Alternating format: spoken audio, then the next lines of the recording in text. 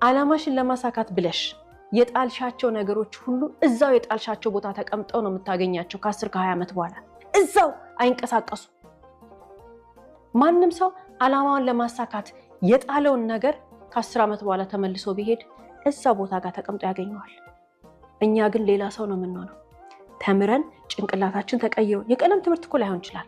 በዕለት ተዕለት ህይወት እኮ በኑሮ መንገድ ላይ እኮ ብዙ ነገር እንማራለን።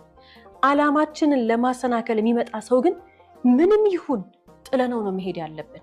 ምክንያቱም ያ ሰው በሰው አላማ ላይ እንቅፋት የሚሆን ሰው የሆነ ነገር ለማድረግ እየተራመደ ከፊት መቆም የሚፈልግ ሰው ማለት አላማ ቢስ ነው።